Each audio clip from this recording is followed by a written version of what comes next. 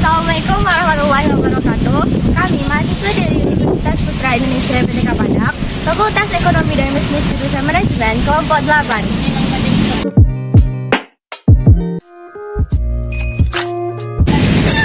Everyone sing! 20, 22, side coming back. Long time no see, huh? 오래간 아니지, huh? 우리 다시 웃고 일고 지지고 뻗고 Let's get loco. Pandemic's over, 그래 기분이 오죠, 다시 그분이 오죠, Everybody say 뻑적지근해. I'm upset that I cannot.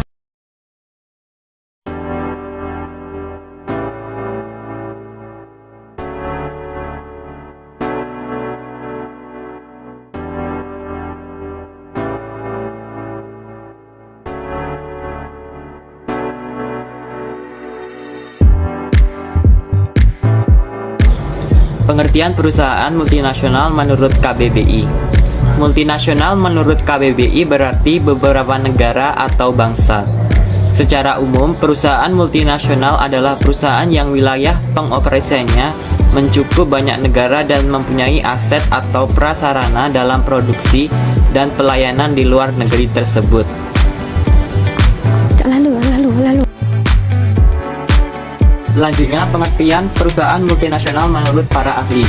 Yang pertama, menurut Profesor Bermuter, perusahaan dikatakan sebagai perusahaan multinasional jika memenuhi 3 persyaratan, yaitu terdiri dari sekelompok perusahaan, yang kedua mempunyai kendali operasi langsung di berbagai negara yang berbeda, dan mempunyai kecenderungan yang mengarah kepada pandangan global serta pengusahaan perusahaan secara geosentris. Yang kedua, menurut David E. Lilienthal, istilah multinasional diperkenalkan pertama kali oleh David E. Lilienthal pada bulan April tahun 1960 dalam makalahnya tentang manajemen dan perusahaan yang diperuntukkan untuk acara pertemuan ilmiah yang diselenggarakan oleh Carnegie Institute of Technology on Management and Corporation.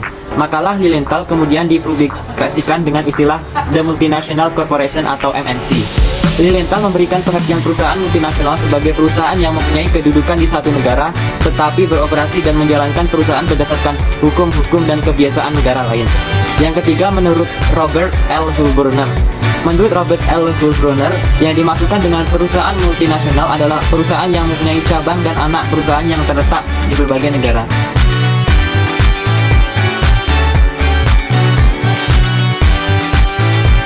Selanjutnya, istilah yang diberikan Perserikatan Bangsa-Bangsa atau PBB. Istilah perusahaan transnasional merupakan istilah yang diberikan oleh Perserikatan Bangsa-Bangsa atau PBB terhadap perusahaan multinasional. Hal ini dapat dilihat pada draft yang dibuat oleh PBB dengan judul Draft United Nations Code of Conduct of Transnational Corporation, yang dengan jelas menggunakan istilah Transnational Corporation atau perusahaan transnasional. Transnational Enterprise atau perusahaan transnasional adalah perusahaan yang dimiliki dan dikontrol oleh perusahaan atau perorangan dari satu negara, tetapi beroperasi melewati batas-batas negara.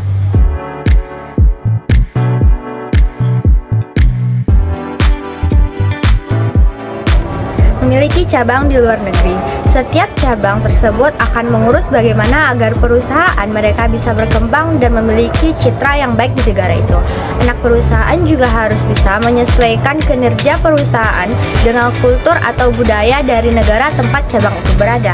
Perusahaan multinasional ini mempunyai cabang atau anak perusahaan yang beroperasi di luar negeri untuk mengkoordinasikan tujuan pemasarannya.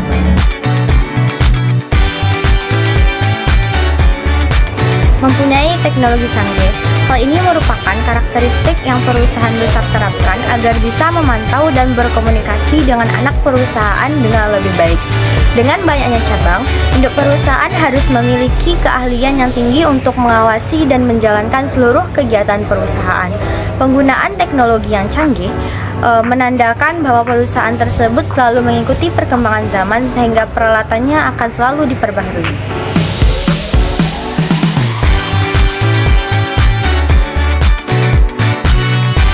Memiliki kontrol terhadap modal. Perusahaan multinasional umumnya mempunyai kontrol pada modal perusahaan, baik itu modal perusahaan induk atau di perusahaan cabang. Modal merupakan salah satu hal yang mampu memberikan dampak penting untuk perkembangan perusahaan. Dengan adanya modal, perusahaan bisa lebih mudah dalam melakukan berbagai strategi dalam rangka pengembangan perusahaan. Dengan begitu, kondisi keuangan dari perusahaan akan terus stabil karena aliran kas masuk modal yang mendapat kontrol penuh setiap harinya.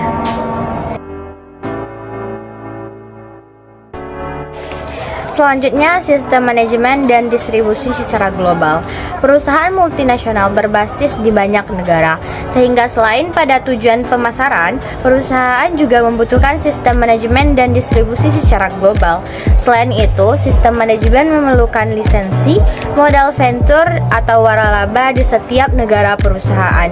Dengan adanya perkembangan perusahaan hingga lintas negara, maka perlu sistem manajemen perusahaan yang sangat profesional, begitu juga terkait sistem distribusi perusahaan yang tentunya dilakukan dengan baik. Karakteristik perusahaan multinasional. Meski memiliki beberapa anak perusahaan di berbagai negara, perusahaan induk juga perlu mempunyai visi dan misi yang sangat mengglobal karena bergerak dalam lingkup yang mendunia. Perusahaan multinasional sudah pasti memiliki visi dan misi yang sangat besar.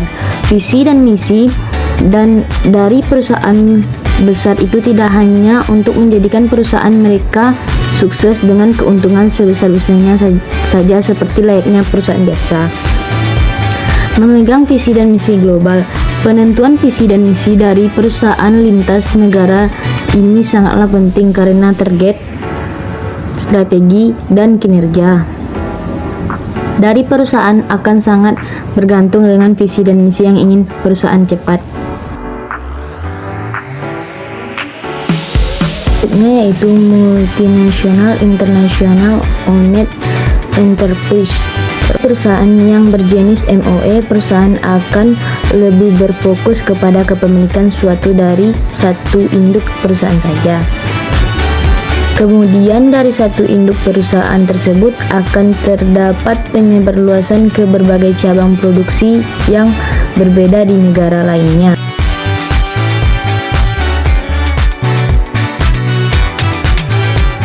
Multinational Financial Control Enterprise (MCE). Multinational MCE memiliki fokus terdapat bagaimana permodalan dan juga pembiayaan dari setiap kegiatan yang dilakukan oleh perusahaan.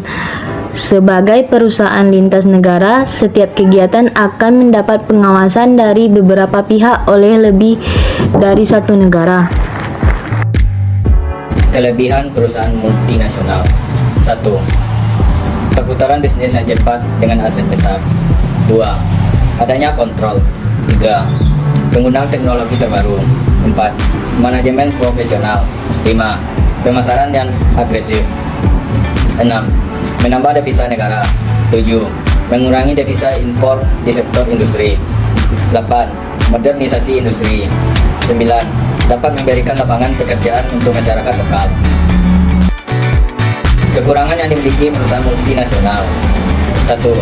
Bisa mematikan perusahaan lokal. 2. Ekspor keuntungan. 3. Dampak terhadap budaya dan sosial. 4. Jam kerja dinilai kurang layak. 5. Kualitas kesehatan dan keselamatan pekerja yang rendah. 6. Dapat menyebabkan kerusakan lingkungan. 7. Pekerja yang disediakan berketerampilan rendah.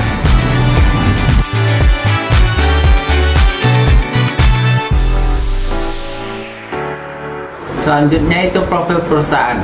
Samsung merupakan perusahaan pembuat perangkat elektronik terbesar di dunia dan berkantor di Seicho Samsung Town di Seoul, Korea Selatan. Perusahaan ini adalah perusahaan Korea Selatan yang terbesar dan merupakan ikon dari Samsung Group yang merupakan konglomerat terbesar di Korea Selatan. Samsung memulai sejarahnya pada tahun 1938 yang awalnya sebagai perusahaan trading dengan pendirinya ialah Lee Byung-chul. Awal kesuksesan Samsung di dunia smartphone berasal pada tanggal 27 April 2009. Saat itu Samsung meluncurkan handphone Android pertamanya, yakni Samsung i7500. Handphone ini menawarkan layar sentuh AMOLED berukuran 3/2 inci.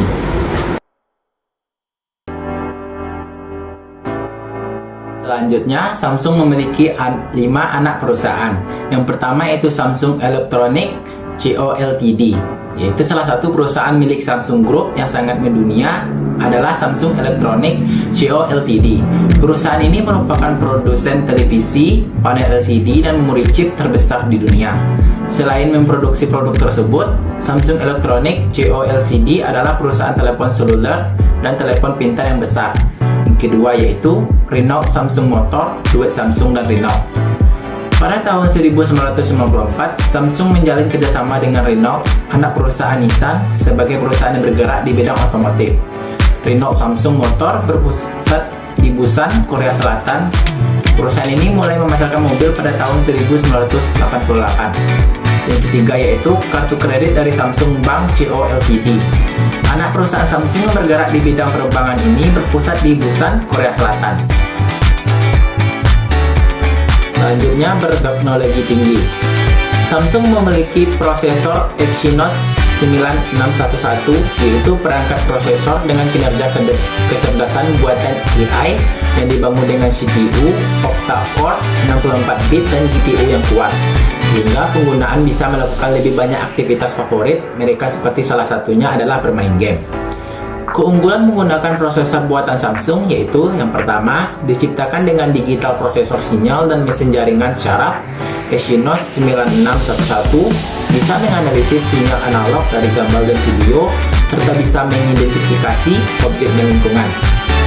Yang kedua yaitu peningkatan bermain game dengan cepat. Selanjutnya, memiliki kontrol terhadap modal. Samsung memiliki 3 tahap. Yang pertama, praktik tata kelola perusahaan yang baik. Samsung melakukan praktik ini guna untuk menciptakan budaya keterbukaan transaksi. Yang kedua, pentingnya akses real time ke angka keuangan, yaitu Samsung akan membayar setengah dari arus kas bebasnya kepada pemegang saham dan menaikkan dividen sebesar 36%. Memiliki sistem manajemen dan distribusi secara global.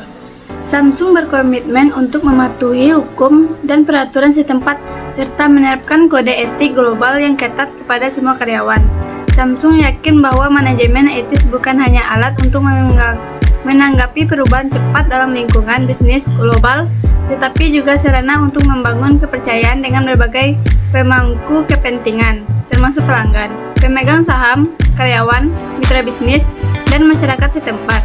Dengan tujuan untuk menjadi salah satu perusahaan paling etis di dunia, Samsung terus melatih karyawan dan mengoperasikan sistem pemantauan sekaligus mempraktikkan manajemen perusahaan yang adil dan transparan. Memegang visi misi global, Samsung memiliki filosofi perusahaan yang lugas, mendedikasikan talenta dan teknologinya untuk menciptakan produk dan layanan unggul bagi masyarakat global yang lebih baik. Samsung sangat menekankan pada sumber daya manusia dan teknologi untuk mencapai hal ini. Internationally Owned Enterprise.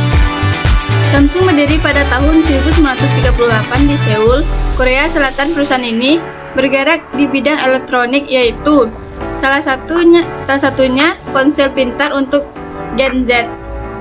Mereka berfokus pada cabang perusahaan yang terdapat di Amerika, Eropa, Timur Tengah, Asia, Cina, dan produk yang ditawarkan mulai dari ponsel, televisi digital, AC, dan lemari es.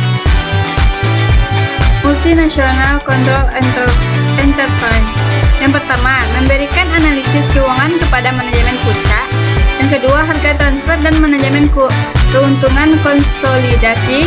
Yang ketiga, manajemen dan penganggaran O atau H bulanan, triwulan, dan tahunan. Yang keempat, bekerja sama dengan semua tim penjualan, mobile, TV, home appliance, memori, dan lain-lain. Yang kelima, menyiapkan laporan ad hoc yang diminta oleh haki tepat waktu. Yang keenam, memantau dan mengembangkan SOP dan regulasi internal. Yang ketujuh, otomatisasi berbagai laporan untuk mengurangi manual berulang pekerjaan. Yang kedelapan, otomatisasi berbagai laporan